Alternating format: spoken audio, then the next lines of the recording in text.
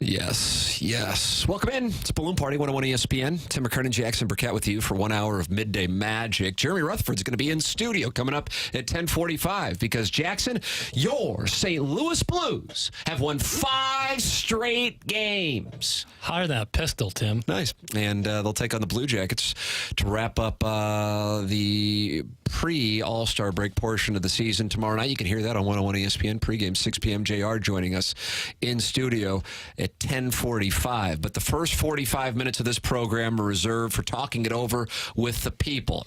314-399-9646. That's the text line presented to you by Air Comfort Service. And then, Jackson, we have the YouTube channel where Don Hoffman was waiting for you. Don Hoffman wanted to hear your takes. And he was waiting, along with Daddy B. Cookin, Roberto De Niro, I apologize, 69, bishing about sports, A.J. Brown of the Eagles, and Martin Taylor, along with I Hate Paper Straws, all waiting to talk it over. I kind of share that sentiment now that I read the name. They're good for like the first 5 seconds, Yeah. but once they get a little Very soggy. popular down in Florida. I mean, yeah, it's the right move, but it's not as good as a plastic Well, straw. now you're going to But- be sideways with I Hate Paper Straws. Well, I like the purpose of them. I don't like sometimes. The utilization. Sometimes the execution isn't all there. All right, your thoughts on paper straws, 314-399-9646, or you can just talk it over with the people in the YouTube chat, and they are fine Americans. Jackson, you have a Little Piddles weekend wrap-up? I do indeed, Tim. Okay. Why are you looking like there's a lion over where Mike Ryder's? So you just kind of peeked out nervously where Mike Ryder's sitting. Perfect segue into my You first wear a question. blue shirt? That's right. Oh, my gosh. Yeah, a little Look vintage. at that. A little vintage blues gear. Look at that. Yeah. Well, Look at this. Look at that. I was thinking the other day, I was like, I actually own 0 pieces of actual blues gear. Oh, no. Like real blues gear. Like I have a St. Louis hockey. You go with the red from the mid-'90s. Yeah, I like this look. I mean, I don't like the red uniform thing, but in this T-shirt, it works. I don't know. A 90s little. You're endearing yourself to the audience. This T-shirt could really say anything. I just like You the will look not and be fit. here on Thursday and Friday, by the way. No. You're going out to cover the Coyotes. Yes. Yep. Jackson's going to Scottsdale on Thursday and Friday. Yep. Both covering the Coyotes and getting some boots on the ground for the Waste Management, even though it's a week before. Yeah, but you'll be previewing it for us. We're just making sure that the course is in good shape. So that means Marshy Marsh and his playful posse will be in here. That's right. He'll be standing here. Jackson, it's time for the weekend wrap-up. What is Jackson going to lead with? I always am wondering, what is he going to lead with after 48 hours away? Well, you were concerned that I was looking for some sort of lion, maybe a big cat in the somewhere in the studio, but that's because I was looking for Dan Campbell and the Lions. Oh, Segway City. It's transition time. That's right. Dan Campbell, what do you say? Do you think last night's NFC Championship was an example of Campbell just simply being outcoached, or the 49ers finally get right in the second half and the Lions just couldn't handle the onslaught? Do you think this is a one-time magical run for Detroit, or do you think Campbell has established a culture and the team can be in the same position next year? Jackson, so many questions, and all of them more wonderful than the next. Thank you. I have 2 emotional reactions to yesterday. I'm a little surprised at how down I was when the Lions lost last night. That was tough. Came upstairs from watching the game, and my wife goes, "What's wrong?" And I go, "The Lions lost." And she goes, "Oh, what did you bet on it?" I go, "I didn't. They just lost." And she goes, "I don't understand." I don't either. I'm kind of really upset about it. I'm really upset about it. I don't think I've had an emotional response to a game that didn't involve a St. Louis area team or something that I didn't have a financial investment in. I don't know when the last time that's happened, as a matter of fact, but that was the case. And then my other emotional response running parallel is it brought out Take Smiths. Yeah, boy, howdy. I mean, it's take time. Yeah. And sometimes take time is time for the dumbs. Often, I would say. And I would actually tell you, if I were placing blame on the Lions losing, it would be on a gentleman who wears number 8. I was about to say. You would agree with this? Well, I thought we were going to have a war. No. I'm not saying that. I'm just saying I thought you would go old Reynolds. Oh, you thought I was going to go there? Wow. Am I that predictable? Well, I'm disappointed in myself. We just did a little 3-hour presentation a minute ago. Yeah, so one of the few times I talked on that show, right. I made that observation. It's hard to pick out when was your voice, but I picked up on it. I mean, that was what Dan Campbell, don't call him Dan Reynolds, Dan Campbell did was actually what he had done throughout the season. Right. That's been their modus operandi to go for it on fourth down. Now, you may say he needs to change it up based on the circumstances, and that's fine, but that is what they had done throughout the course of the season. Although, notably so, they didn't do that at the end of the first half, and he did kick a field goal and then proceeded to go for it on fourth down in the second half. But on two incredibly critical plays, Josh Reynolds has dropped the ball. I mean, this wasn't coverage. This was just drop. And therefore, even though it's kind of like saying the word yips, and as somebody who had the yips, I feel like I can say it. And that mine was the Steve Sachs, Chuck Knobloch disease from second base. Very tough throw, though it's at least 20 feet. And that was a case of a choke.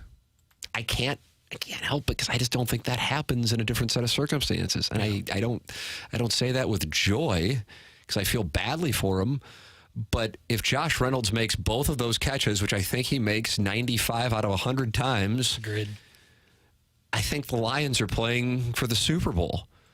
So the results-oriented conversation that I think is the main contributor for the Dan Campbell Super Bowl costing decisions takes a couple of factors out of the equation. Number one, that's what they had done throughout the course of the season. And number two, they have, unlike Justin Tucker, the Ravens, and Harrison Butker, the Chiefs, a kind of crappy kicker. Similar to Packers fans being aware that the Packers have had a problem at kicker throughout the course of their season. So I've become a big Dan Campbell fan. I've become a Lions fan. It's absolutely bandwagon. I mean, like if the Lions weren't any good this year, you think I'd be monitoring the Lions? No, 100% bandwagon, but I'm really down. I'm not anti-49ers. I just was pulling for the Lions. And I think the play where I was watching it, I go, oh boy, was the Ayuk ricochet. Yeah, that was... Oof. Once that happened... Yeah. And then on the ensuing Lions possession, I believe it was their first play from scrimmage, Gibbs fumbles, 49ers recover, and then it was just like, oh, my goodness. If anything, I tip my cap to the Lions for battling back when it looked like they might wind up losing. And I'm sure a lot of people were thinking, holy crap, I have the Lions plus 7.5, and now I'm going to lose the bet, much less the Lions lose the game. But to me, if I'm going to pick something out and it's being shown right now while Dan Orlovsky talks, so for me, like this is an orgy. Josh Reynolds dropping passes. That's what'll stick out with me. If I'm a Lions fan this morning, that is going to be very, very difficult to overcome. One of your questions in your series of questions was, what was the final one about the Lions getting back? Yeah. Do you think this is like a one-off magical run, or do you think there's a chance? I think it's more likely to be. It's not certainly, absolute. I think it's more likely to be one-off. It's so tough to do what the Chiefs have done, and that is go to 4 out of 6 Super Bowls in Patrick Mahomes' career, which is incredible. 6 out of 6 AFC championship games, 6 out of 6 AFC West titles. And so much of that is health, which then goes back to offensive lines, which Tom Brady had and now the Chiefs have for Mahomes. But the thing that I'll keep an eye on, and I will pay attention to this, is how the Lions play next year. We saw it in St. Louis 22 years ago. The Rams lost to the Patriots, and the expectations were, they'll be back. And then they went 0-6 the next year. And a lot of those guys, I don't say a lot, but some of the guys who I talked to said there was a real hangover from what happened in New Orleans 8 months earlier with the Patriots and losing that Super Bowl. And when you lose a game of that magnitude where you really blew it, it's tough to pick yourself up. Plus, you can deal with injuries that can make it difficult and all those other factors that teams deal with. So the offensive line was outstanding. 7 yards a carry against that defense. Super impressive. Fun to see the St. Louis and Jameson Williams have the kind of day he had. Big day. After it looked like he was, early in the season was being talked about as being a bust. Yeah. But I am concerned that will not be looked at as the moment that the Lions had to have to get to the Super Bowl, but rather the chance they had, and holy crap, we blew a 24-7 lead and became the first team ever in a conference championship game to blow a 17-point lead. That's what I think will be the case. Yeah. Listen, the Lions, since they've hired Dan Campbell, have incrementally got better. Like, there's no doubt about it. And the proof's in the pudding. They made the NFC Championship this year. But this is obviously a very pivotal offseason, what they do from a front office standpoint, too. Are they going to try to keep this core together? What's going to happen draft-wise? I just think Campbell is so... I think players just love playing for him. Do you disagree with what he did? Do you hold him accountable? You kick the field goal in that situation. Which ones? Because there were three. He did kick it at the end of the first half. Did you agree with that? Yes. Okay. Yes. Okay. He didn't kick it before the Ayuk ricochet. Not that one. The one after that. So you're fine with the one where they went for it and Reynolds dropped it? Yes. Okay. I was fine. The one where he threw it short of the wide receiver and he had no chance of catching it. Down 3, 7 minutes. That was a 48-yarder. Yeah. I run the risk. Okay. I run the. I mean, to get nothing out of that, as opposed to at least trying to get 3 and tie it up, I would have kicked it. But again, this is what he's done all year. I mean, we saw it against the Cowboys, that Saturday night game.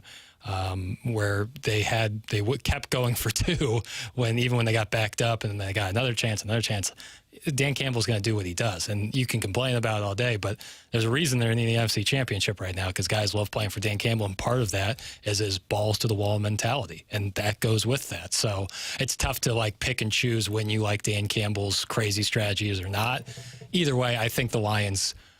The problem is the NFC North is getting stronger. Like, the Packers are going to come back stronger next year. The Bears are probably coming back stronger next year. Depending on what the Vikings do, they're coming back stronger next year. It's not going to be, as simple. They're going to play those teams 8 different.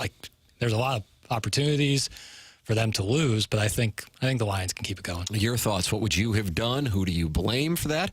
314-399-9646, Air Comfort Service, text line, and of course the YouTube chat, active as the day is long. Come on in and talk it over with 121 of your balloon party friends. Jackson will have more from the Little Piddles Weekend Wrap-Up. Then Jeremy Rutherford joins us in studio. You are listening to Balloon Party, driven by Munganess, St. Louis Acura, and Munganess, Burkhardt, Alton Toyota on 101 ESPN and the 101 ESPN YouTube channel.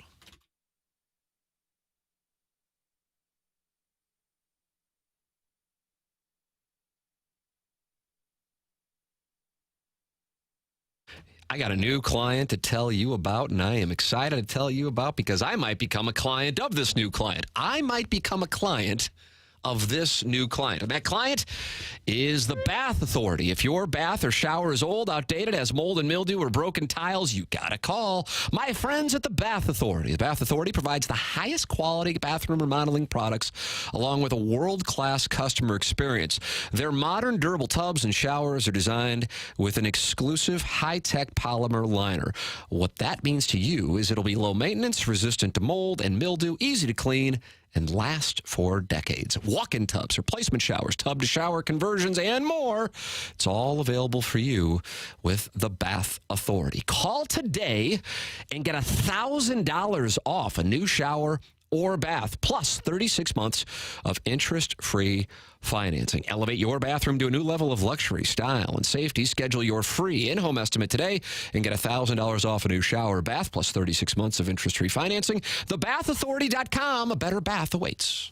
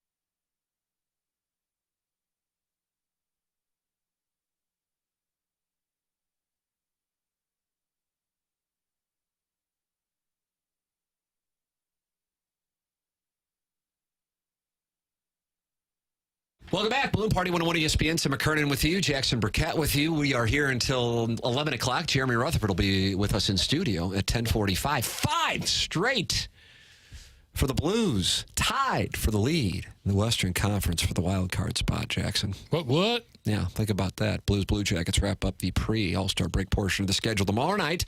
Pre-game, 6 p.m. here on 101 ESPN. You can watch us and gaze into our baby Blues on YouTube, 101 ESPN channel, and text into the program, 314-399-9646. Air Comfort Service text line. Air Alliance team sponsor of our studio cameras on YouTube. Jackson Burkett has this weekend wrap-up, and now he has question number 2. This is going to be fun. It's fun to watch Jackson work. It is. The Chiefs are heading back to yet another Super Bowl, going through a very formidable opponent in the Baltimore Ravens. I honestly can't understand how the Chiefs have done it again. As this season rolled to an end, they looked far from a contender. Do you give the credit to the Chiefs' resiliency this year to Pat Mahomes, Andy Reid, or our friend Steve Spagnuolo and the Chiefs' defense? Do you think they can make it happen once again in Vegas in 2 weeks? Oh, sure, absolutely. This is a coin flip game. I think so, too. I really did feel similarly to the college football playoff that all 4 of the teams could win the Super Bowl, and I still feel that way here after the Ravens and the Lions have been eliminated. I feel like either one of those teams could have won. In the case of the Ravens, they also, I'm sure, are going, how in the hell did we do that? But they just played a bad game throughout offensively. Defensively, once the Chiefs got it going, they were able to keep them at 17 points. But offensively, the league MVP had a terrible game. Take your pick of whatever you would want to focus on. I think that the play that, for me, from Lamar Jackson would be throwing into triple coverage at the end. Just how do you do that? And what is Isaiah Likely holding up his arm like he's running down the field coverage free? There wasn't a guy on him. There wasn't 2 guys. There three gentlemen were on him. It's like prime Ocho Cinco. Like I'm always open. Give me the ball. Oh my goodness. Certainly Zay Flowers had a rough sequence of events. Of them, yeah. With the penalty and the fumble, and he is being looked at as one of the people to blame in Baltimore. I think the Baltimore Ravens were perhaps the best team in football this year. Now, it sounds insane because they just lost. I think everybody would agree, maybe not, I don't know, that of the 4 teams, the Ravens played the worst relative to what their mean performance would be. Totally. And part of that, though, you have to credit the Chiefs. You have to credit Mahomes, who now goes to his 4th Super Bowl. You also have to credit Steve Spagnuolo, who you made reference to. Yeah. I mean, he's done an outstanding job. Because that's not what's going to get attention. Understandably, it'll be Mahomes and Kelsey, and I'm not saying that they shouldn't. I'm just saying that the Chiefs' defense, and also Mahomes and the protection of the Kansas City offensive line. Keep in mind, they're doing this without a real wide receiver threat. So here they are, 2 years of no Tyreek Hill and 2 years to the Super Bowl. Imagine what it'll be like when they do draft a wide receiver, which I imagine will be inevitable, whether they're AFC champions or 2-time defending Super Bowl champions. We haven't seen a team that went to the Super Bowl the year before come back and win the Super Bowl since. One more time, please. Oh, no. Were you distracted by my baby Blues? It could be anything. A fly could come in here and distract me. They would be the first team to repeat, the first team who won the Super Bowl the year before, return to the Super Bowl to win the Super Bowl since. So repeat. Yeah. Pats? Yeah, but what year? I mean, that's a safe play. You can just throw that out. And definitely not. Might as well just throw a year out because clearly you don't know. Just get a puck on the net. Maybe 2011? 2004. Okay, I would always just throw out 2011. I think was the same. No. Well, either way, they didn't go back to the Super Bowl. Steelers, maybe. Yeah. So with that said, that's an incredible accomplishment. Totally. Also, I think there's for people, you're younger than me, but for people who have been around to see Brady and then see all that came before him, kind of going, yeah, we won't see anybody do what Brady and the Patriots did for that sustained period of time. And we probably won't. But Patrick Mahomes is in his 4th Super Bowl at the age of 28. Yeah. He's got a lot of time left. Yep. Should. Yeah. Hopefully, right. From a health perspective, because I love when kind of I liked having the Patriots around. It gave you an appreciation of what they were doing. Even if you didn't like them, then you would pull against them, or you may like them, and then you would pull for them. So you kind of have an Alabama now rising up in the NFL. And also, the 49ers have been doing it. They just haven't been winning it. Yeah, they've been really good. They've been back for a while themselves. Yeah. I mean, this will be their rematch with the Chiefs, a game that I think a lot of 49ers fans felt like they probably should have won. Yep. A few years ago. So with that all said, I would never have said the team that I thought that was surging, that would be the sneaker play, the Buffalo Bills. Yeah. And maybe the Buffalo Bills are still going, God, we could have gotten...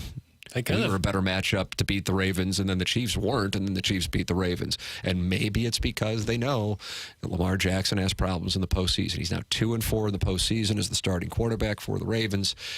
He's kind of getting a Dak Prescott-like reputation, and sometimes quarterbacks just get records and they don't necessarily have the blame. But, man, he did not have a great performance yesterday, and Patrick Mahomes calmly was able to go up against that defense, in particular in the first half, and move the football. And once they were able to do that, they were able to keep the Ravens off the scoreboard with their defensive performance. And yes, as you made reference to, our old friend, Steve Spagnuolo. Indeed, Tim. Yeah, we talk about the Patriots and the similarities with the Chiefs right now. And to me, yesterday was such an apparent example of it, because when you think to the Patriots dynasty and you say, all right, who's the best receiver they had? It's probably Randy Moss, but that was towards the tail end of his career. And then next is probably Julian Edelman, who is a guy who, had he not had Tom Brady and the Patriots, probably isn't as good of a wide receiver. I'm not saying he's not a great wide receiver. He is. But great offenses and great teams like the Chiefs and the Patriots have the ability to make guys who might be league average really, really good. The other similarity is obviously having a world-class tight end in both Gronk and Kelsey. But these teams, they do it with offensive line play, usually really solid defenses, and, of course, an all-time quarterback. And we're seeing that right now with the Chiefs. And, of course, a great head coach. And Belichick and Andy Reid are probably the two best since 2000 to do it. So I think there is a ton of similarities. They have Mahomes on contract for seemingly forever. And if they can keep going with maybe a new wide receiver core, sky's the limit. We might have another Patriots dynasty in our hands. Question number 3, Jackson, on this weekend wrap-up. Jeremy Rutherford in studio at 10:45. Question number 3. You alluded to it with your last... take there at the end. I like to give takes. I like to tweet them out. For sure. Lamar Jackson had some real issues in the second half against the Chiefs yesterday, as the opportunities to change the narrative on his playoff performances seemed plentiful, yet Jackson's playoff record has now dropped to 2-4. Do you think there's a real science behind choking when the lights are the brightest? Do you think Lamar is in that category, and do you anticipate him evolving as his career goes on? I don't know on the involving, but I certainly think it's possible. But yes, I do think that that's a real thing. And I think sometimes it is attached to a player or a team unfairly. And I think sometimes a player or a team's ability to rise to those occasions can be underestimated. Yeah. Whereas the Chiefs looked calm yesterday, and the 49ers in the second half looked calm, you could sense, in particular with the Lions as a team, take your pick, whether it be when Campbell didn't go for the field goal the first time around in the third quarter, or the Ayuk ricochet that, oh my God. I mean, I'm just like, oh God, should I go live bet the 49ers? Because it's kind of obvious what's going to happen. If anything, tip of the cap to the Lions for not losing by $1 billion when that was going down the mountain like it was in the second half. But I think that the ability of an athlete to also work his or her mind to handle pressure is one of the most underestimated facets of success that exists in individual or team sports.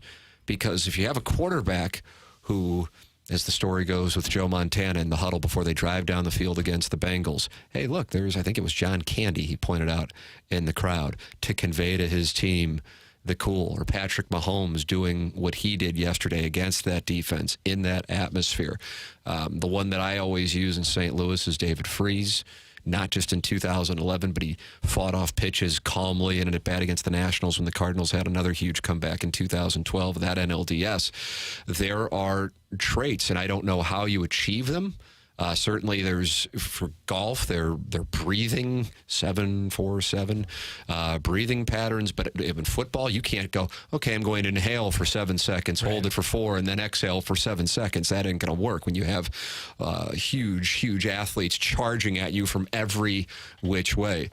But Lamar Jackson, whether it be underthrows, overthrows, or bad decisions, that was on display yesterday.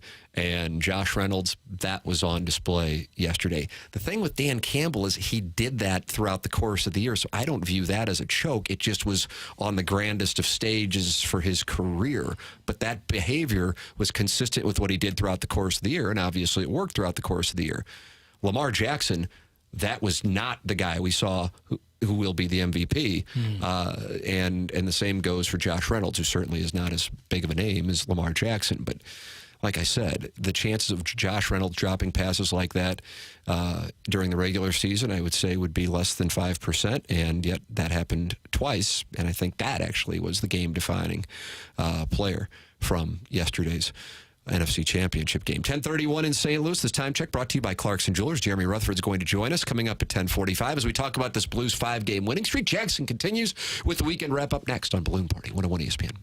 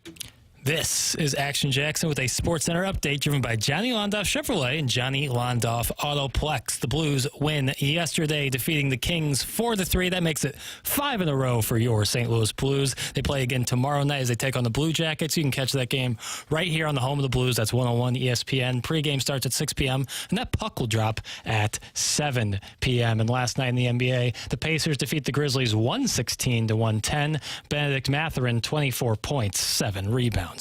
That was another Sports Center update driven by Johnny Londoff. Find new roads and shop 24/7 at Londoff.com and LondoffAutoplex.com. Are you kidding me?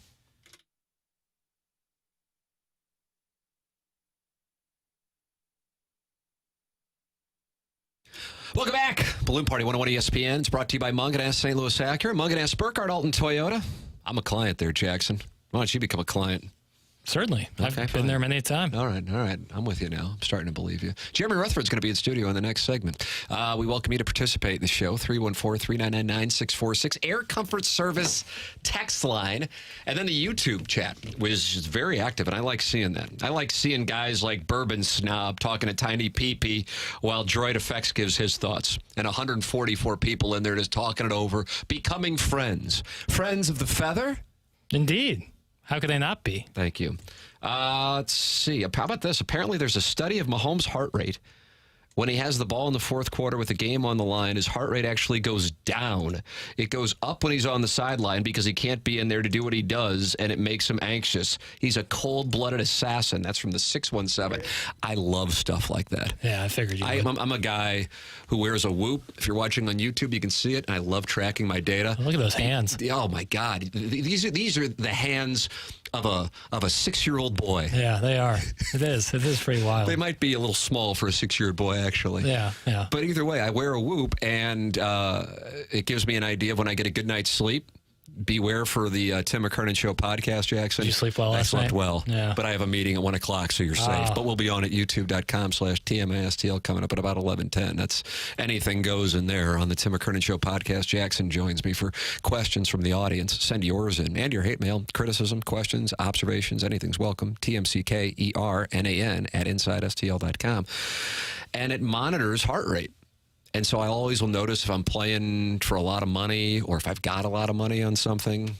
It wouldn't be a lot of money to you, but for me, right, when I'm playing for like $10, you know? Yeah, I mean, come on. I know, but for me, as a meat and potatoes Doesn't even guy, get me out of bed. I'm worked up. Well, Mahomes, he's chill. I love things like that. Like Justin Thomas, when he won the PGA at Southern Hills, he pulled up his Whoop stats and saw where his heart rate was, and I'm just like, yeah, I mean, there's guys like in the D flight of the club championship that are wetting themselves over a putt on number 2 green. You know, it's a different construction. I'd like to put that kind of monitor on like Freeze and see what it was doing in 2011. Yeah, you talked about that in the last segment where it's like it's not something that can be taught. It's something that is like forged out of like there's always the talk like who wants the ball at the end of the game. Yeah. And there's a lot of people who tell you they want the ball at the end of the game. But there's a very, and I mean very small amount of people who actually want the ball. Well, Brooks Koepka, for example, I recall, in a team unifying comment in advance of the Ryder Cup, said there are a lot of guys who may say they want to be out there with the Ryder Cup on the line. I actually do. Yeah, the Brooks Koepka Leadership School. But the thing is, he's like, I'm going up against Tiger Woods on the back nine at Belle Reve for the PGA Championship. Fine, don't care. Yeah. That's the guys like that. I call them killers. I use it in a positive connotation. Jackson, do you have another what are we, question 4? Is that what it'd be? We are question 4, Tim, and it's time to move on to the Blue Note. This Blue Note team is higher than a pistol, and there is no denying it. With the Blues winning 5 straight, what have you seen over the last 2 weeks that weren't there during the earlier parts of the season? Also, if you had to bet right now, do you think the Blues get into the playoffs? Man, that's such a good question, and then I'm flipping, I'm flopping. Man to the test. I have an obligation. I took a blood oath. You do. It's bigger than the Hippocratic Oath, I would say. I would agree with you. My answer is no. All right. Listen. 314-399-9646. But you know what? I want to be wrong. You know what? I'm rarely wrong, unless you want to point out 5,000 different instances of me being wrong. But those were my fault. Thank you. Yeah. Finally. Maturity on your part. Right. Look in the mirror, kid. Thank you. here's why. What has changed over the power play, number one. Number two, how about going to Joel Hofer yesterday? How do you do? I know you probably aren't the person to ask that question to, but I'm just asking. Do you not see my T-shirt? I do. I'm locked in.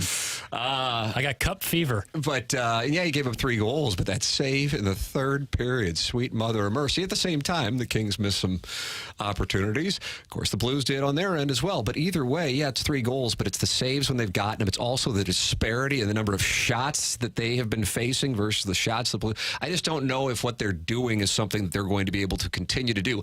At the same time, to argue with myself. Please. I think this started when they had the series of opposition right after Christmas with the Stars, the Avalanche, and then the Penguins. Then they beat the Canucks in St. Louis, beat the Canucks here recently, of course, on the road. But I think getting through that stretch successfully, and then all those teams from the Eastern Conference coming in, they really should have gotten 2 points against the Bruins, did get 2 points against the Rangers, and then they picked themselves up after 2 of maybe their more disappointing back-to-back performances against the Flyers and Caps, beat the Capitals, and since then they haven't lost. But you know what? Here they are on the verge of the pre-All-Star break portion of the schedule coming to an end tomorrow night against a bad Columbus team. Really hope they can get that one. And if you would have been telling many Blues fans that they would be in a playoff spot, potentially having the top point total for the wild card in the Western Conference as the All-Star break rolls around, I wouldn't have believed it. I just didn't expect that. Yeah. Also, considering where they were at different times of the season, and that Craig Berube wouldn't be the head coach, and yet they're in that spot. Right. That's another part of it. It's, the big thing was power play and comebacks, and we've seen both here with Drew Bannister. So, again, I don't know if it's sustainable. I hope it is. It's kind of an outlier. It's kind of the opposite of last year, kind of the opposite of the first portion of this year, but they're getting them. They're winning in overtime. The Kings are not, and they got them yesterday, and it's super fun to watch, and I hope I'm wrong. But if you ask me to be honest, I'm not just going to go, I'm on the Blues station, and therefore I shall say yes. I can't. If you were going to bet me right now, I'll take them not making the playoffs. But I don't want to make the bet because I don't want to be cheering against my money. You follow me? I follow you. All right, Jeremy Rutherford is going to talk it over with us coming up in the next segment. This is Balloon Party on 101 ESPN.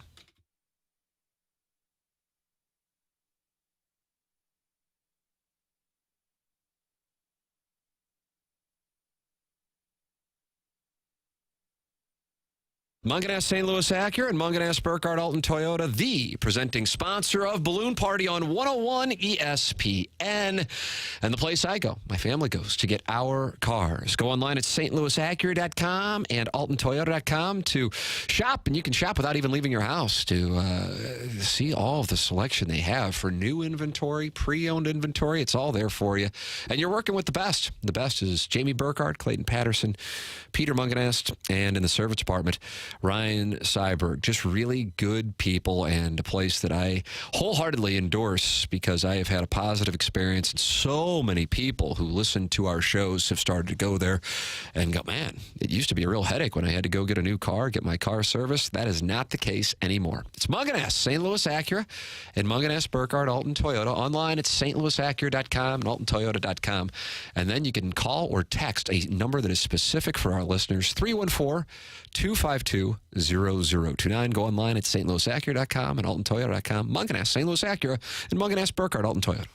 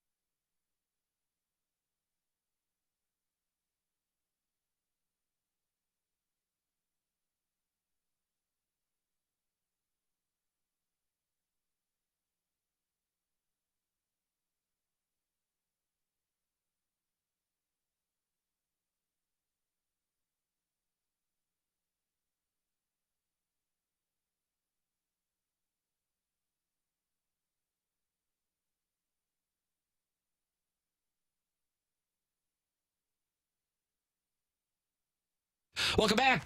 Jim Rutherford's in studio. And Jackson, I know you have a bunch of questions. Yeah. Hit me, Jackson.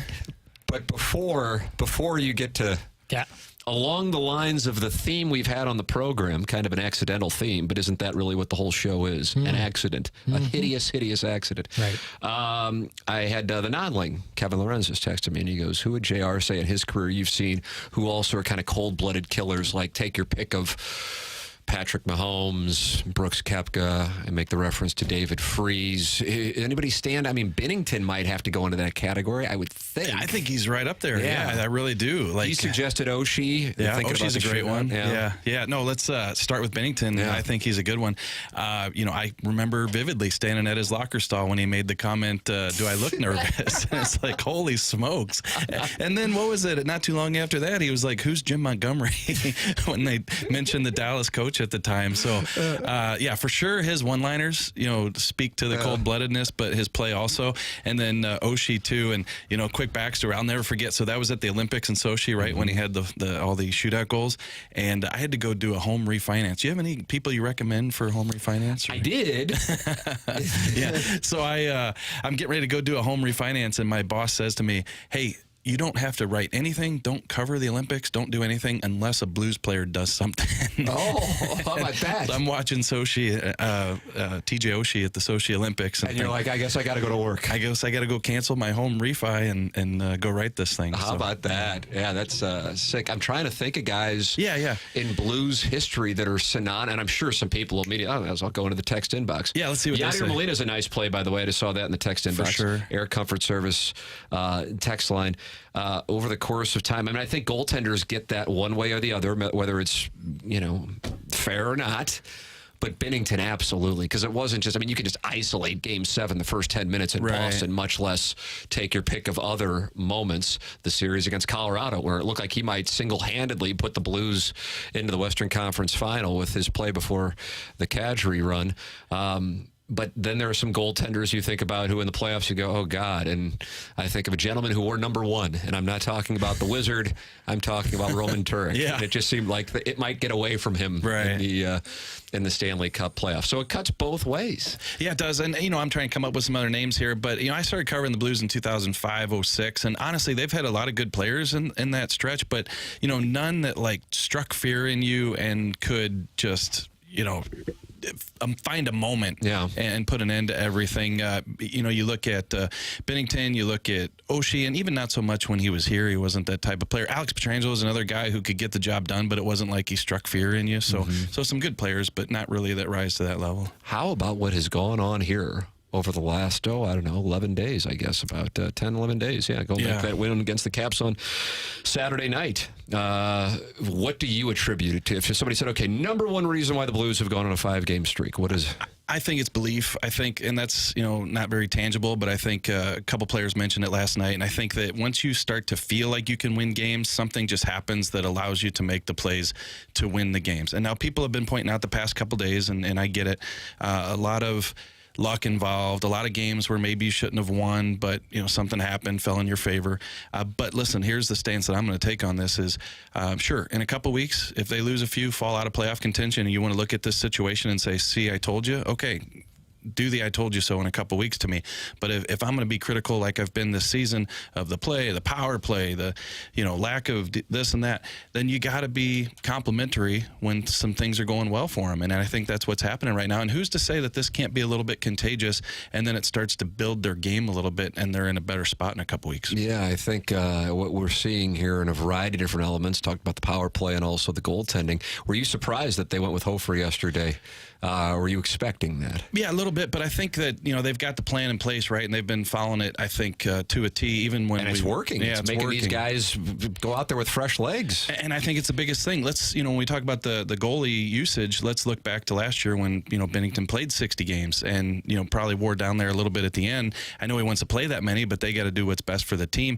And as long as Hofer can handle it, why not bounce back and forth? And so we'll see probably Binnington tomorrow night, as you would expect, heading into the break, and then you got the 10 days off, and then you probably hit the reset on the goal goalie plan, but I think they've worked a lot of good wonders with this situation. I'm not saying he is the reason, but the guy wearing the C on his sweater is automatically going to be in the limelight. That's just the nature of the beast. And, man, talking right around before that stretch of playing some really difficult opposition around Christmas, you were looking at Schen's statistics and going, oh, boy. Yeah. And here as of late, he has been the guy. And certainly the overtime goals are going to be a focal point, but it's been more than that. And he felt like his game was trending in the right way.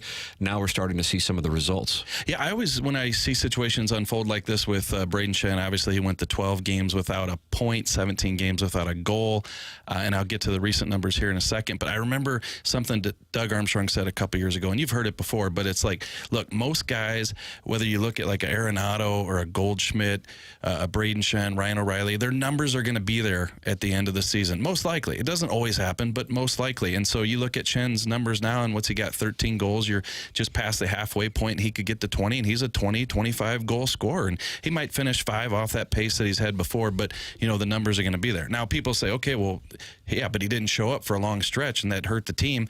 You know, he's coming alive now, and that's what I wrote about this morning at The Athletic. So he's got points in 9 of his last 10. This isn't a fluky deal. He's got 3 points and you know, the last stretch of games.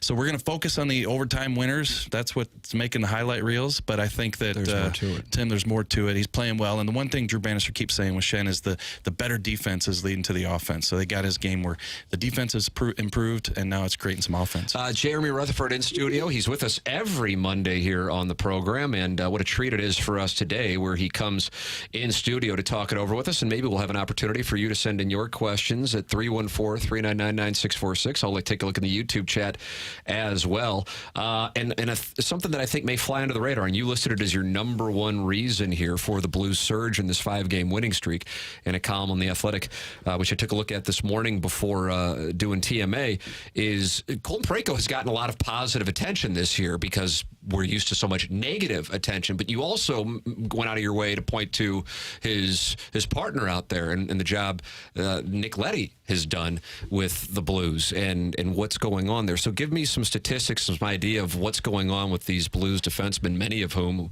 have been on the receiving end of criticism. Yeah, sure. I think you just fall into these tracks where you point out the 2 or 3 players that are the reason why the Blues are playing well, and Colton Parayko gets mentioned a lot, and deservedly so. Look, he played, 25-plus minutes in each of those 3 road games, the 2 Western Canadian cities and Seattle, and then you look at last night, I think he was 24-10. You know, so he's putting up some offense, but more importantly, he's the guy on the back end who gets that credit for logging the big minutes and shutting down the other team's top guys. But you can't have that conversation, I don't think so, Tim, recently without talking about Nick Leddy also. You know, I give credit to Luke Crack on the stat yesterday. He had it, and then I used it also in my story. Nick Leddy, 16 out of 17 games, he's either a plus player or even. He's gone, I think, 17 games now with just being a minus player one time. So that's phenomenal. You know, people don't look at plus minus and don't use it as much these days, but they are, that unit, that top pair is doing a great job against the other team's top line. And we're not talking about guys playing, even with Nick Leddy, 19, 20 minutes. He's playing 23, 24 minutes some nights. As far as looking at the Western Conference, it looks like the Central's top 3, it's just a matter of which one is number 1, number 2, and number 3. That's what it looks like. Who knows?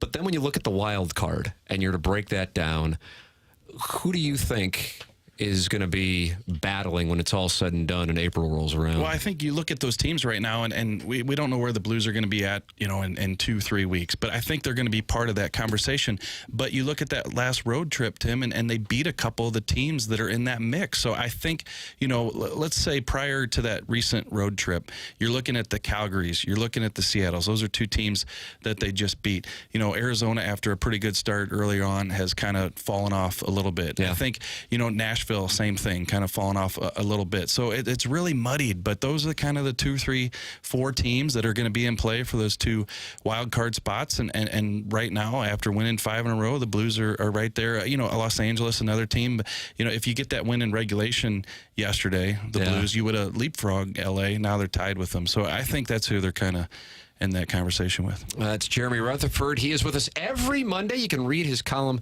in The Athletic. He's on 101 ESPN and on TMA throughout the course of the week. It's amazing to think, at least I observed this, that this time last year they had such a bad stretch with a long homestand in January that it became obvious what was going to happen with O'Reilly, Tarasenko, and then eventually Barbashev, and it was a sell.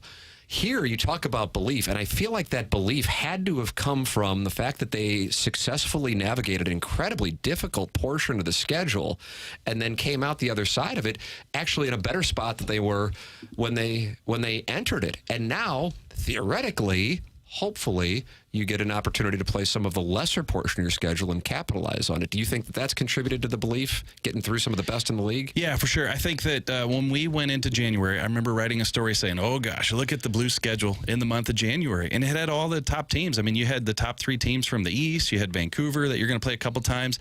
And the Blues, after last night's win, 8-3-1. It's a points percentage that ranks in the top 10 in the NHL in the month of January. And you know, not everybody played the top dogs like the Blues did. So I think it's even speaks more about what the Blues have been able to do. And last night, Braden Shen said this. He's, you know, and I always believe this. I always believe that it's not just one thing that creates it. It's just kind of a collection of ingredients. And Braden Shen said last night that when you start to play the good structure, and the good structure leads to some numbers for some guys, that's the positive reinforcement. So they feel like, okay, I've done what the team wants me to do, and oh look, it's done this for me, and then it comes together as far as some positive reinforcement. So I think that that's what's happened. Guys who weren't putting up points early on in the season, you look at what Shen's done lately, you look at what Buchnevich has done lately, and look at that second line with Saad, Neighbors on the wings of Shen. They had a big road trip. Some of these guys are getting their reward for playing the style that the team wants to play, and I think that just kind of comes together and helps you win a few games. 5 in a row. They'll try to make it 6 right here on 101 ESPN tomorrow night against the Blue Jackets, and then it's the All-Star break. Jeremy Rutherford, thank you so much for coming in. Jackson, I'm sorry we didn't get a chance to get your questions. We got next week. We got next week. My favorite part of the segment every week is, I'm sorry, Jackson, we didn't get to. JR, thank you so much, sir. Thank you, buddy. There he is. Time for us to shut it down. BK and Ferrario up next. For Jackson Burkett, I'm Tim McKernan. This has been Balloon Party, driven by Munganess St. Louis Acura and Munganess Burkhardt Alton Toyota on 101 ESPN and the 101 ESPN YouTube channel.